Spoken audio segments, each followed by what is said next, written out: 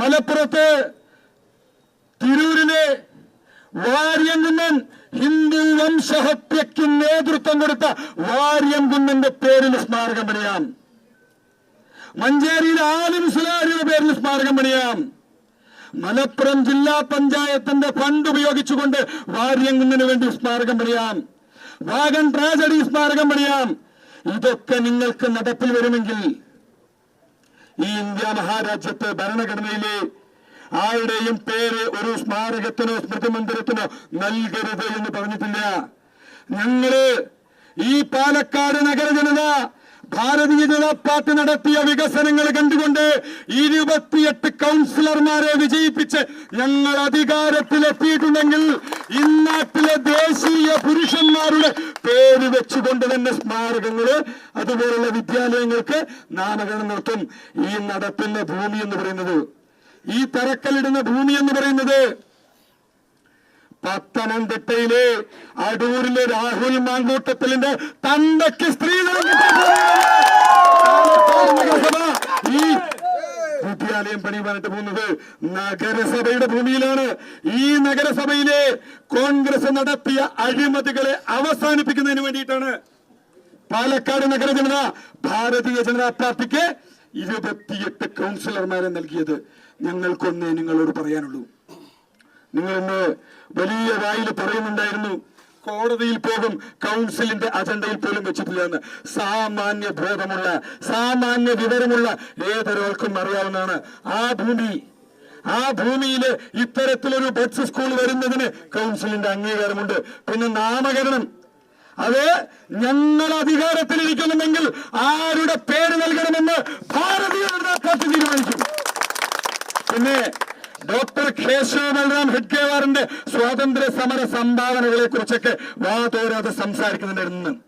നിങ്ങളുടെ തലമൂത്ത നേതാവുണ്ടല്ലോ ചാച്ചാജി, നെഹ്റുവിന്റെ തണ്ട മോത്തിലാൽ നെഹ്റു ഡോക്ടർ കേശവ ബൽറാം ഹെഡ്ഗേവാർ സ്വാതന്ത്ര്യ സമര പോരാട്ടം നടത്തി ജയിൽവാസം അനുഭവിച്ച് ജയിൽ ശിക്ഷ കഴിഞ്ഞ് പുറത്തിറങ്ങുന്ന ദിവസം അദ്ദേഹത്തെ സ്വീകരിക്കുന്നതിന് വേണ്ടി നെഹ്റുവിന്റെ തന്ത മോത്തിലാൽ നെഹ്റു ഉൾപ്പെടെയുള്ള ആളുകൾ പോയിട്ടുണ്ട്. അതുകൊണ്ട് രാഹുലിന്റെയോ കോൺഗ്രസിന്റെയോ സർട്ടിഫിക്കറ്റ് ഞങ്ങൾക്ക് ആവശ്യമില്ല. നിങ്ങൾ ജിന്നയുടെ മൂട് വാങ്ങിക്കൊണ്ട് ഇവിടുത്തെ കേവലം നക്കാപ്പിച്ച വോട്ടിന് വേണ്ടി ഒരു പ്രത്യേക മതവിഭാഗത്തെ പ്രീണിപ്പിച്ചുകൊണ്ട് നിങ്ങൾക്ക് ഇവിടെ രാഷ്ട്രീയം നടത്താം. നിങ്ങൾ കോൺഗ്രസ് പാർട്ടി, നിങ്ങള് ജയിച്ച സ്ഥലങ്ങളിലെല്ലാം നിങ്ങൾ നാമകരണം ചെയ്യും. ആരുടെയാണ്? നിങ്ങളുടെ പാർട്ടി നേതാവ് സോണിയാഗാന്ധിയുടെ തള്ള ഇന്ദിരാഗാന്ധി, രാജീവ് ഗാന്ധി തുടങ്ങി അവരുടെ തള്ളയുടെയും തന്തയുടെയും പേരിൽ നിങ്ങൾ നാമകരണങ്ങൾ നടത്തുമ്പോൾ ഞങ്ങൾ അധികാരത്തിൽ വന്നാൽ ഇന്നാട്ടിലെ അധസ്ഥിത വിഭാഗങ്ങൾക്ക് വേണ്ടി പൊരുതിയിട്ടുള്ള, ഇന്നാട്ടിലെ ജനങ്ങൾക്ക് വേണ്ടി പടപൊരുതിയിട്ടുള്ള, ഇന്നാട്ടിലെ ദേശീയ ബോധമുള്ള, ഇന്നാട്ടിലെ ഓരോ ദേശഭക്തന്റെയും പേരിൽ ഇതുപോലുള്ള സ്മാരകങ്ങളും വിദ്യാലയങ്ങളും പണി കഴിക്കുക തന്നെ ചെയ്യും. അതിനെ നിങ്ങൾ ഇന്നത്തെ അവിടെ നടന്ന പേക്കൂത്തുകള് ഇന്നാട്ടിലെ ജനങ്ങൾ എല്ലാവരും കണ്ടിട്ടുണ്ട്. അവിടുത്തെ നിലവിളക്കും നിറപറയും ഉൾപ്പെടെയുള്ള സാധനങ്ങൾ വലിച്ചെറിഞ്ഞിട്ടുണ്ട്. നിലവിളക്കും നിറപറയും ആർക്കൊക്കെ ഹറാമാണ് എന്ന് ഇന്നാട്ടിലെ എല്ലാ ആളുകൾക്കും അറിയാം.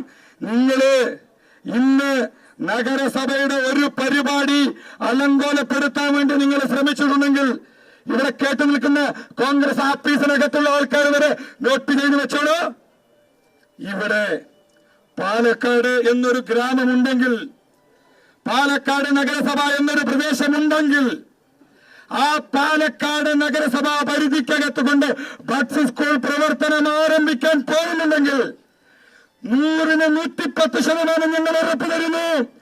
ആ സ്ഥാപനത്തിന്റെ പേര് പാലക്കാട് ഭാരതീയ ജനതാ പാർട്ടി നേതൃത്വം നൽകുന്ന ഈ ഭരണമുന്നണി ഏത് പേരാണ് നിശ്ചയിച്ചിട്ടുള്ളത് അതിൽ നിന്ന് അണുവിടമാനം 1 ഇഞ്ച് പോലും